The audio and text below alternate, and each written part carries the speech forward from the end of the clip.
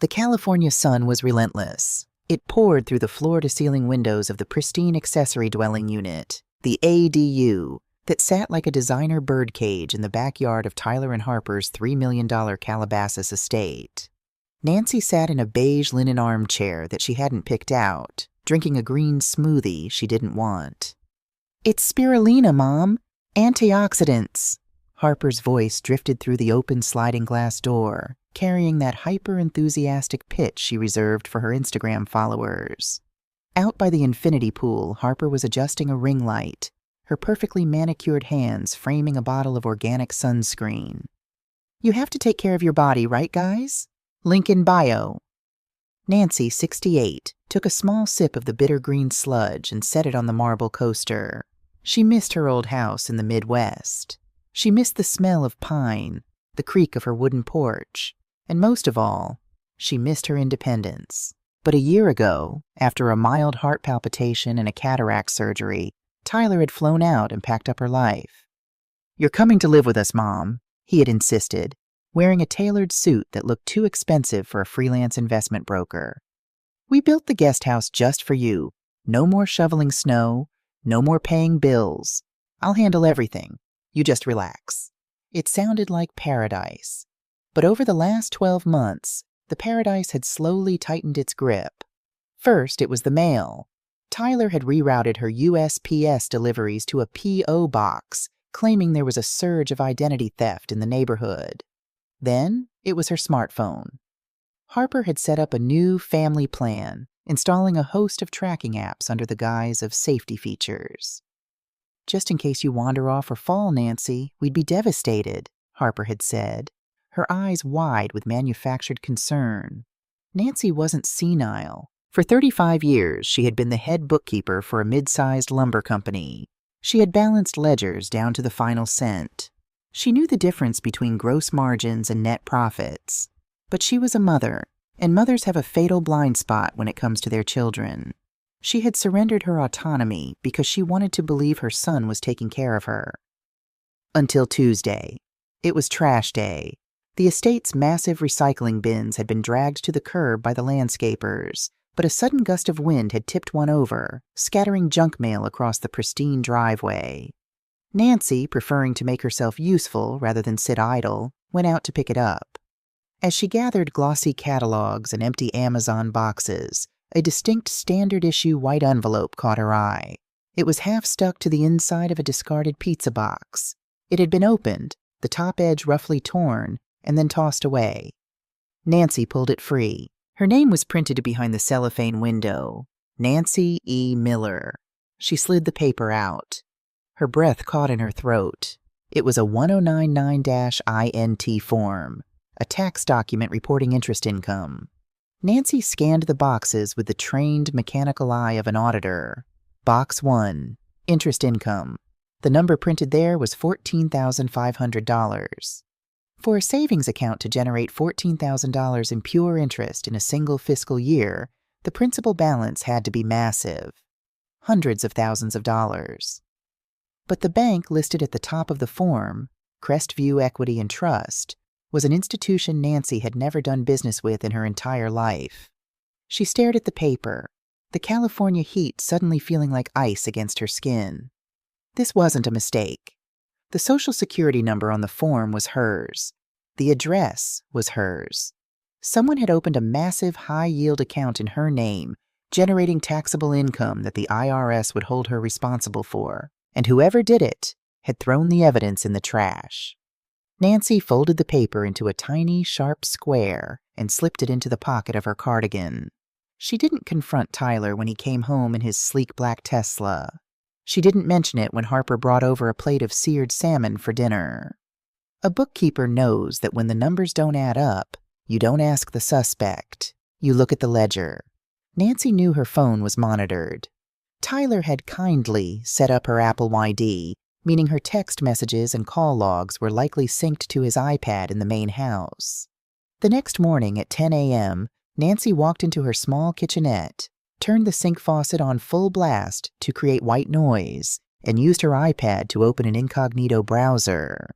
She didn't send a text. Instead, she logged into a shared Pinterest board. An old account she and her daughter Jess had used years ago to plan Thanksgiving dinners. Under a picture of an apple pie recipe, Nancy left a comment. Thinking of making this today, I seem to be missing the main ingredient. Can you drop by at noon? It was a long shot, but Jess was sharp. 34 years old, pragmatic to a fault, and working as a risk assessment analyst for an insurance firm in downtown LA, Jess never quite bought into Tyler's flashy lifestyle. "He's all hat and no cattle, Mom," Jess used to say. At exactly 12:15 p.m., a modest Honda Civic pulled into the circular driveway, parking right next to Tyler's Tesla. Jess walked into the ADU carrying a bag of Granny Smith apples to keep up the charade. She wore a sharp blazer and sensible flats, her eyes scanning the room before she spoke. "Harper's at a Pilates class, and Tyler is on a Zoom call in his office," Jess said quietly, setting the apples on the counter. She looked at her mother. "You never bake on Wednesdays. What's wrong?" Nancy didn't say a word. She reached into her pocket, pulled out the folded 1099-INT form, and flattened it on the marble island. Jess leaned in. Her eyes darted across the numbers. The practical, businesslike demeanor vanished, replaced by a deep, tight frown. "Crestview Equity? Mom, you bank with Chase. Where did this come from?" "Tyler's recycling bin," Nancy said, her voice barely a whisper. "Jess, I haven't seen a bank statement in 8 months. Tyler said he put everything in a blind trust to avoid probate taxes. I trusted him." Jess's jaw tightened. She reached into her tote bag and pulled out her personal laptop. "We are not using his Wi-Fi." She pulled out her phone, switched on a cellular hotspot, and connected her laptop. "If there's an account this big in your name, it's attached to your credit profile." For 10 agonizing minutes, the only sound in the room was the rapid clacking of Jess's fingernails against the keyboard. Nancy watched her daughter's face. She saw the exact moment the bottom fell out. Jess stopped typing. The color drained from her cheeks. "Mom," Jess breathed, turning the screen around. It was a digital copy of a public county record, a legal document.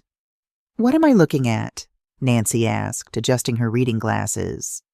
"It's a durable financial power of attorney," Jess said, her voice trembling with a mix of fury and disbelief. "Filed 11 months ago. It gives Tyler complete, unchecked legal authority to open accounts, take out loans, liquidate assets, and manage real estate in your name." Nancy stared at the digital signature at the bottom of the page. It looked like hers. "I never signed this. I swear to you, Jess, I never—" Nancy stopped. The memory hit her like a physical blow. 11 months ago, the waiting room at the eye clinic. Her vision had been blurred from the dilating drops. Tyler had rushed in, smelling of expensive cologne and cheap coffee, holding a clipboard.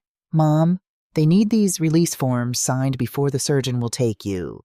It's just the medical power of attorney. Standard stuff in case there's an emergency under anesthesia.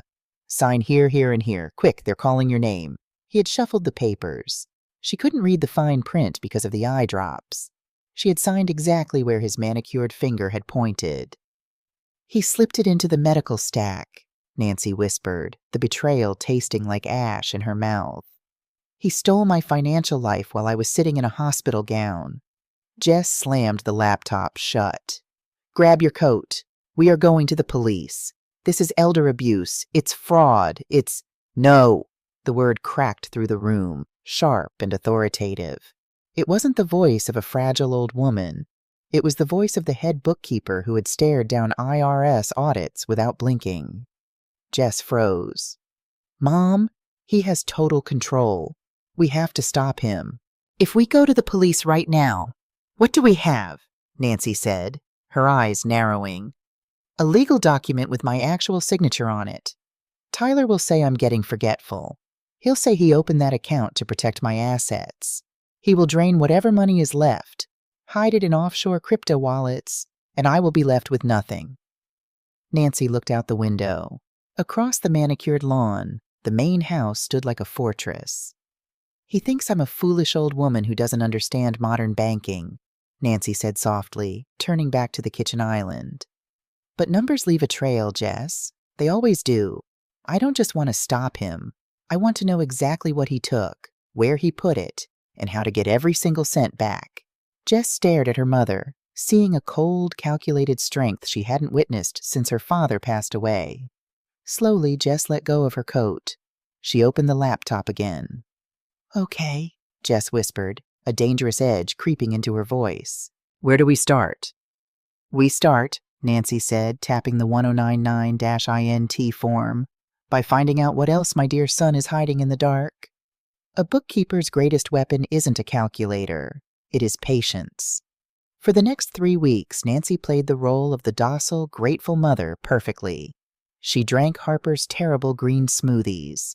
She smiled when Tyler patted her on the shoulder and told her not to worry her pretty little head about the rising cost of living. But the moment the main house went quiet, Nancy went to work. She had asked Jess to bring her a simple black moleskin notebook and a fine point pen. This became her shadow ledger. Nancy sat by the window of her ADU, partially hidden by the sheer curtains, watching the driveway and listening. On Tuesday, a delivery van pulled up. Harper emerged, squealing for her Instagram Live, unboxing a pristine chalk-white Chanel Classic flap bag.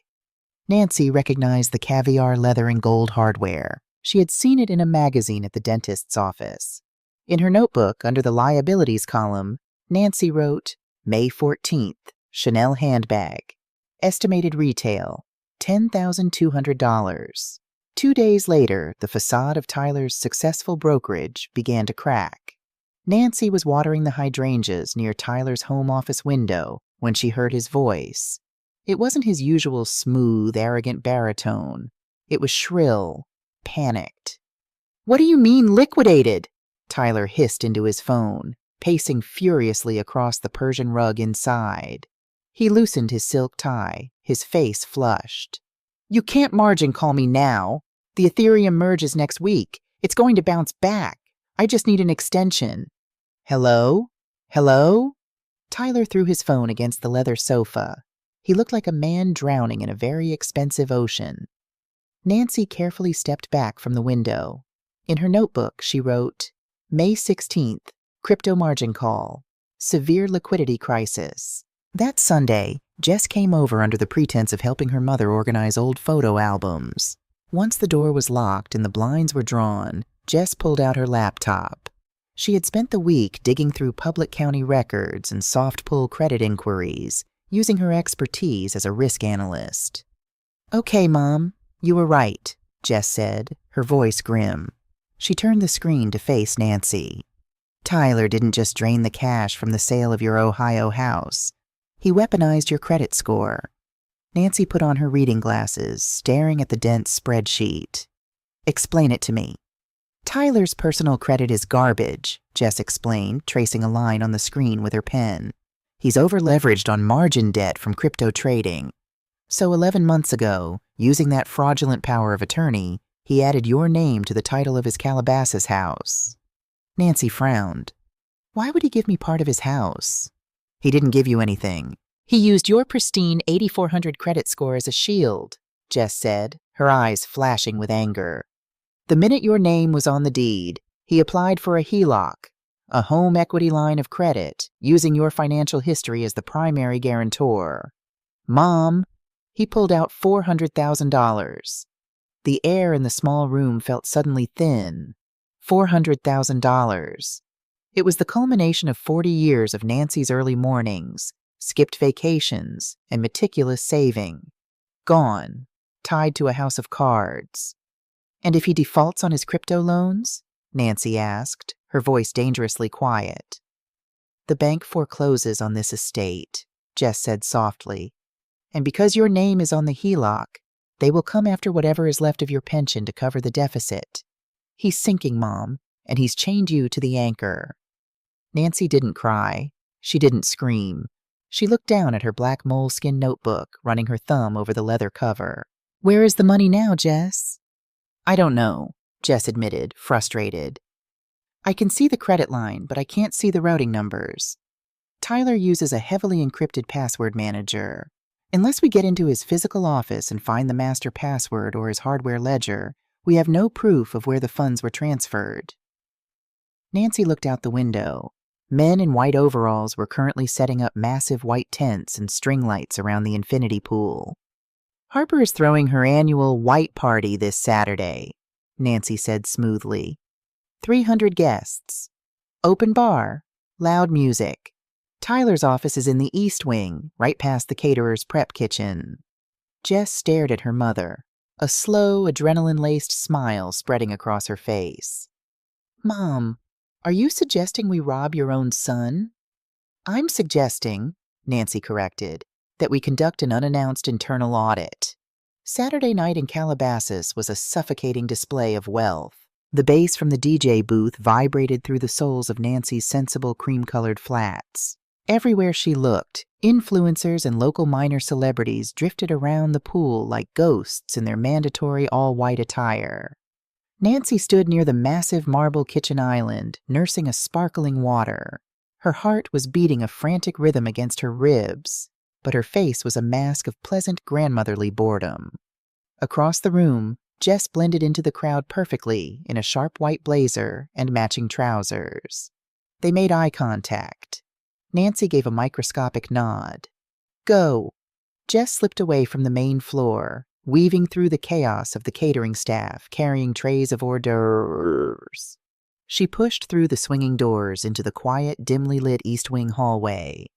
Tyler's office door was heavy mahogany. As expected, it was locked.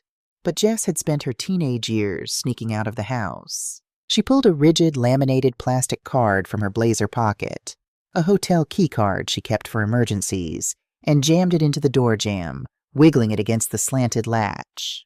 With a soft click, the door gave way. Jess slipped inside and locked the door behind her. The office smelled of stale scotch and desperation. Tyler's custom iMac was on the desk, but it was asleep and password protected. Jess didn't bother with it.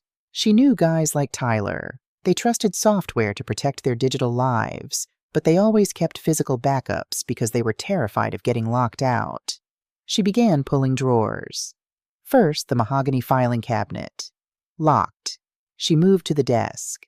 The top drawers yielded nothing but expensive pens and luxury watch boxes. Think, Jess. Think, she muttered to herself. If the digital world crashes, where is the key? She dropped to her knees and ran her hands under the heavy desk. Her fingers brushed against something hard taped to the underside of the central drawer. She ripped it free. It was a small, black, external hard drive, and taped to it was a sticky note with a 12-word seed phrase, the master recovery key for a cryptocurrency wallet. Jess pulled her laptop from her oversized white clutch, plugged the hard drive in, and her eyes widened.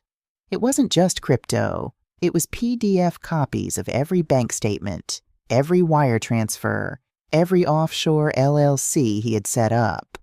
The holy grail of his financial crimes. She immediately initiated a file transfer to her secure cloud server. Progress bar, 15%.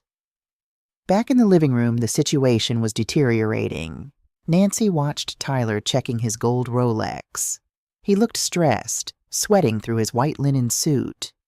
He muttered something to Harper, who was busy taking a selfie, and pointed toward the East Wing. He's going to the office, Nancy realized, a spike of cold terror hitting her chest. He needs to hide from his creditors, or he needs a drink. Tyler began pushing through the crowd. He was 50 feet away from the hallway, then 40. Nancy had to act. She looked to her left. A waiter was balancing a massive silver tray loaded with tall glasses of deep, blood-red blackberry sangria. Nancy didn't hesitate. She stepped directly into the waiter's blind spot and executed a flawless, seemingly accidental trip. She collided hard with the waiter. The silver tray tipped. Time seemed to slow down. 3 glasses of dark red sangria launched into the air and crashed directly onto Harper's custom-made $8,000 white silk gown. The scream Harper let out was loud enough to stop the DJ's music. "My dress, my Valentino!" Harper shrieked, staring in absolute horror at the dark, spreading stains that looked like a crime scene on her pristine gown. The entire party turned to look. Tyler, who was only 10 feet away from the East Wing hallway, spun around. Seeing his wife having a public meltdown, he cursed and sprinted back toward the kitchen. "Harper, calm down. People are recording." "Oh my goodness, I am so incredibly clumsy. I am so sorry," Nancy gasped, putting a hand over her mouth, playing the frail, embarrassed old woman to perfection.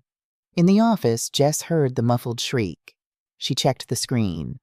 Progress bar, 98%, 99%, 100%.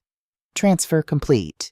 Jess yanked the hard drive out, taped it exactly back under the desk where she found it, and practically flew to the door.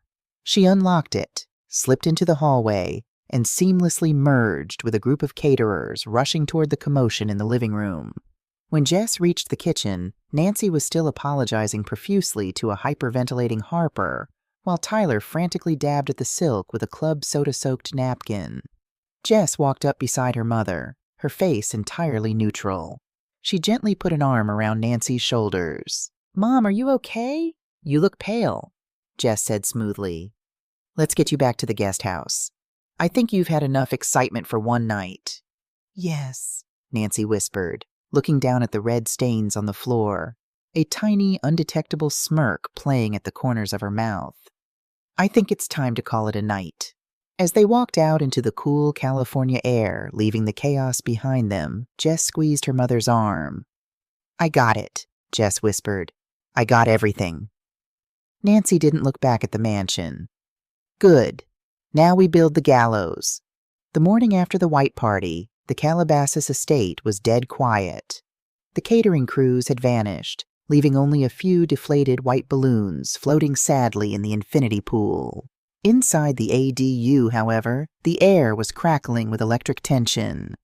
Jess sat cross-legged on the floor, her laptop connected to a secure VPN, parsing through the decrypted files from Tyler's hidden hard drive. Nancy sat beside her, a fresh cup of black coffee cooling on the side table, her black moleskin notebook open in her lap. "It's worse than we thought," Jess said, her voice raspy from lack of sleep. She rubbed her eyes and turned the screen toward her mother. "He didn't just borrow against your house, Mom. He threw it into a wood chipper." Nancy put on her glasses and leaned in. She didn't need a finance degree to read the red numbers bleeding across the Excel spreadsheets. To a bookkeeper, a ledger tells a story more intimately than a diary ever could. "Look at this column." Jess pointed to a series of massive outbound wire transfers to a cryptocurrency exchange platform. Tyler was trading on margin. He borrowed heavily to buy Ethereum and Bitcoin right before the market crashed. When the prices tanked, the brokers issued margin calls. He had to cover the losses immediately or lose everything. That's why he panicked and opened the $400,000 HELOC in your name. Nancy traced the screen with a trembling finger. "And where did the rest of it go? He didn't put $400,000 into crypto." "No," Jess sighed, clicking open a folder labeled HA Lifestyle. "He put the rest of it into Harper, the screen filled with invoices, not business investments, but the desperate, hollow costs of maintaining an illusion. $30,000 to a boutique PR agency to get Harper featured in a minor fashion magazine. $5,000 a month to a follower farm in Eastern Europe to artificially inflate her Instagram engagement.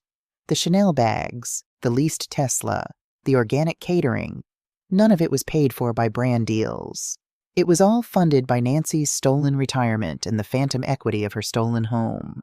Nancy sat back in her chair, a heavy, visceral ache blooming in her chest. She remembered Tyler as a 9-year-old boy, sitting at the kitchen table in Ohio, carefully counting the quarters from his piggy bank so he could buy her a birthday card. He had been so proud of those coins. He had looked at her with eyes full of bright, honest ambition. Where had that boy gone? "He's terrified," Nancy whispered, the anger momentarily giving way to a profound, crushing sorrow. "He built a life out of paper, Jess, and he was so afraid of the wind blowing it down that he used my life to weigh it down." Jess reached out and squeezed her mother's hand. "Mom, I'm so sorry. I know he's your son." "He was my son," Nancy corrected softly, her voice hardening. The sorrow was real, but the bookkeeper inside her was furious. "Right now he is a liability, and we need to close the account." For the next 2 hours, they built a timeline of the fraud. But as Nancy scrolled through the bank statements, her eyes, trained by decades of hunting down missing pennies in corporate ledgers, caught an anomaly. "Stop," Nancy commanded, tapping the screen. "Go back to the March statement, the outbound transfers." Jess scrolled back. "What is it?" "Look at the dates," Nancy said, her brow furrowing. Tyler was hemorrhaging money to the crypto exchange on the 12th and the 15th to cover his margin calls. He was desperate for liquidity. But on the 18th, there's a wire transfer of $50,000 out of the HELOC to an LLC called Aegis Consulting, and another $50,000 in April. Jess frowned. Maybe it's another one of his shell companies? A desperate man doesn't hide cash when his broker is threatening to liquidate his assets, Nancy stated flatly. A desperate man spends it to survive. Tyler didn't make those transfers. Jess's fingers flew across the keyboard. She ran a quick search of the hard drive for Aegis Consulting. A single buried email thread popped up. It wasn't from Tyler's account. It was a forwarded email from Harper's private iCloud. Jess opened it. The silence in the room grew deafening. It was correspondence with a high-end divorce attorney and an offshore asset manager in the Cayman Islands. "Oh my God," Jess breathed, her eyes widening in sheer disbelief. Harper isn't just an airhead influencer. She knows exactly how much debt Tyler is in. She's siphoning the HELOC, Nancy realized, the pieces clicking together with terrifying precision. She's setting up an offshore trust, Jess read quickly from the emails. She is draining the last of the available credit you have left, moving it to an account Tyler doesn't know about. She's filing for divorce at the end of the month. She's going to claim she knew nothing about his crypto gambling, take the stashed cash, and leave Tyler and you to face the bank foreclosure alone. The sheer sociopathy of it was breathtaking. Harper wasn't just wearing the stolen money. She was preparing to detonate the entire family and walk away from the blast radius. "There's something else," Jess said, her voice dropping to a harsh whisper. She had opened the master PDF file of the original $400,000 HELOC loan agreement. "Mom, the bank approved this massive line of credit. But even with a power of attorney, a bank usually requires the primary account holder to be physically present or have the documents heavily notarized for a loan this size." Jess zoomed in on the final page of the loan contract. There on the dotted line was Nancy's signature. Next to it was the dark official stamp of a local notary public. Nancy leaned close to the screen. She stared at the loops of the N and the slant of the Y. "I didn't sign that," Nancy said coldly. "Are you sure?" Jess asked. "Could it be from the medical paperwork he tricked you into signing?" "No," Nancy said, pointing at the screen. "I always cross the A in Nancy with a slight upward flick. I've done it since I was 20 years old. This line is straight. And look at the date. October 14th. I was in bed with a terrible flu that week. I never left this guest house, and I certainly didn't sit in front of a notary." Jess sat back, the gravity of the discovery washing over her. "The power of attorney was unethical," Jess said slowly. "But this, forging a signature on a federally backed bank loan and bribing a dirty notary to stamp it, that crosses the line from a civil family dispute to a Class B felony. This is wire fraud and bank fraud. Mom, Tyler could go to federal prison for a decade." Nancy looked out the window. The California sun was still shining, but the gilded cage felt colder than ever. Her son was a felon, and her daughter-in-law was a predator preparing to strike. Time was up. "Jess," Nancy said, her voice completely devoid of hesitation, "pack up your laptop. We are not playing defense anymore." "What are we doing?" Jess asked, closing the screen. "Harper is planning to cut the parachute at the end of the month," Nancy said, standing up and smoothing her cardigan. "We are going to burn the plane down tonight." Thursday evening arrived with a suffocating heat, the kind that makes the air in Southern California feel thick and heavy. Inside the formal dining room of the Calabasas estate, the crystal chandelier cast sharp, uncompromising light across the long mahogany table. Tyler sat at the head of the table, his knee bouncing beneath the polished wood. Harper sat to his right, mindlessly scrolling through her phone, annoyed that she had to cancel a dinner reservation at Nobu for a mandatory family meeting. Nancy sat opposite her son. Beside her sat Jess. Between the perfectly plated portions of roasted asparagus and prime rib, a thick, stapled document rested near Nancy's water glass. "It's just a standard tax update, Mom," Tyler said, his voice tight. He nudged a silver Mont Blanc pen toward her. "The CPA said we need it to optimize the trust before the quarter ends. Just sign the back page. A quitclaim deed. It's a formality." A quitclaim deed. The legal instrument used to quickly transfer real estate interest. Tyler was drowning in margin debt, and his final desperate move was to remove his mother's name from the deed entirely so he could liquidate the property before the bank seized it. Nancy didn't pick up the pen. She picked up her cloth napkin, dabbed her mouth, and looked at her son. "I don't think I will be signing that, Tyler," Nancy said evenly. Tyler's knee stopped bouncing. A flash of irritation crossed his face. "Mom, please, let's not make a big deal out of paperwork. Just sign it so we can eat." "I have made a career out of paperwork," Nancy replied, her tone dropping 10 degrees. She reached into her cardigan pocket and pulled out the black moleskin notebook. She placed it squarely on the mahogany table. "For instance, I was reviewing the paperwork for a $400,000 home equity line of credit taken out against my pristine credit score on October 14th. The silence that fell over the dining room was absolute. Harper stopped scrolling. Tyler's face went completely bloodless. "Mom, what are you talking about? Jess, what did you tell her?" "Jess didn't tell me," Nancy said smoothly. "The numbers told me. A bookkeeper knows a bleeding ledger when she sees one. You didn't secure my future, Tyler. You used my 8,400 credit score as a bulletproof vest while you gambled on Ethereum margin calls." "It was an investment." Tyler slammed his hand on the table, the wine glasses rattling. The charming, successful broker facade instantly evaporated, replaced by a terrified, cornered animal. "The market tanked. It was temporary. I was going to pay it back before you ever found out." "By forging my signature?" Nancy asked, her voice cracking like a whip. "You bribed a notary to stamp a federal bank loan while I was in bed with the flu. That isn't a bad investment, Tyler. That is a Class B felony." Harper's eyes darted between Tyler and Nancy. "Tyler, what is she talking about? Did you forge bank documents?" Jess leaned forward, resting her elbows on the table. She looked directly at her sister-in-law. "Don't act shocked, Harper. You've known about the debt for months." Harper's manicured hand tightened around her phone. "Excuse me? I have absolutely nothing to do with Tyler's business accounts." "That's true." Jess smiled, a cold, predatory expression. "But you do have a lot to do with Aegis Consulting, don't you?" Harper's face froze. The color drained from her perfectly bronzed cheeks. Tyler looked confused. "Aegis? Who is Aegis?" "It's an offshore shell company in the Cayman Islands," Jess explained, sliding a printed copy of an email across the table toward Tyler.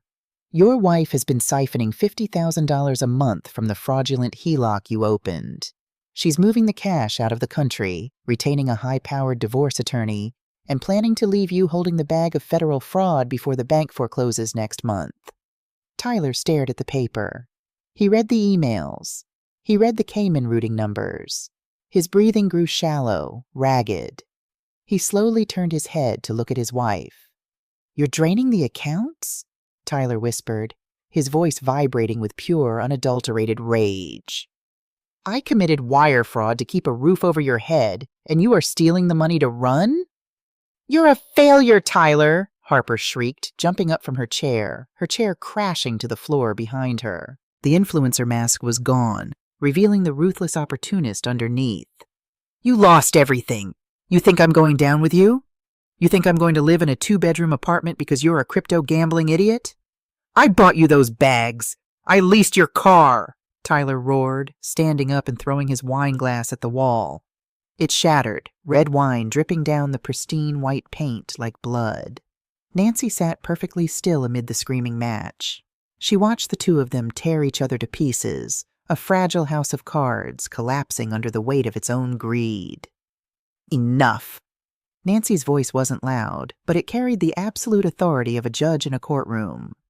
Both Tyler and Harper stopped, breathing heavily, glaring at her. "You are both parasites," Nancy said, standing up slowly. She buttoned her cardigan. "But the host is no longer available." Tyler let out a bitter, desperate laugh. He ran his hands through his hair, pacing like a caged tiger. "You think you won, Mom?" Tyler sneered, pointing a shaking finger at her. "If you go to the police, the bank will accelerate the loan. They will seize this house. They will seize the rest of your pension. If I go down, you end up on the street. You have to sign the quitclaim deed so I can sell the house and settle the debt privately." Nancy looked at her son.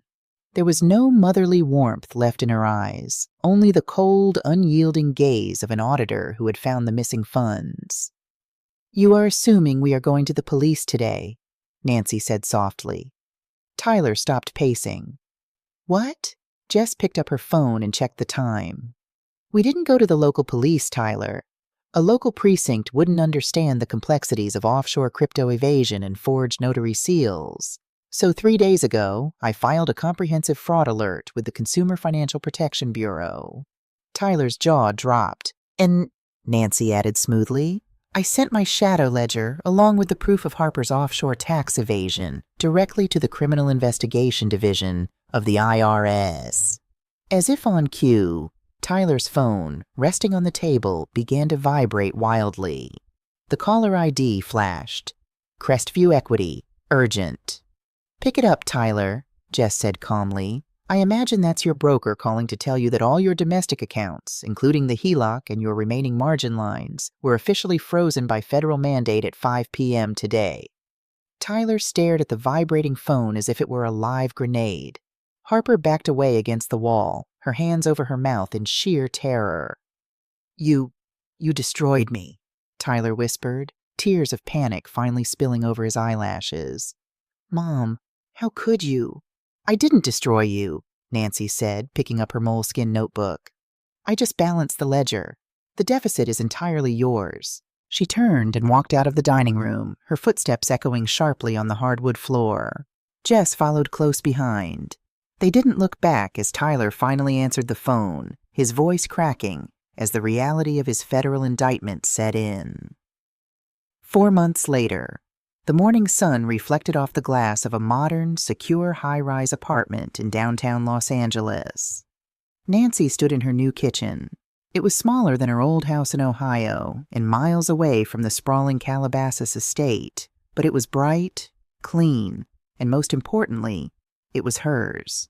Because Nancy had proactively reported the fraud and proved the signature on the HELOC was forged, the bank's fraud department had cleared her of the debt. The Calabasas estate was in foreclosure.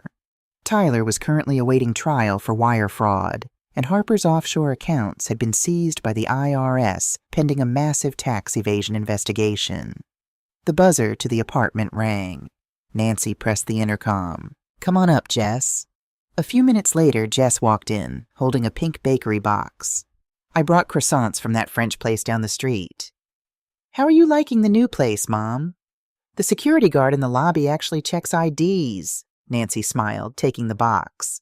"And the Wi-Fi is entirely under my name. It's perfect."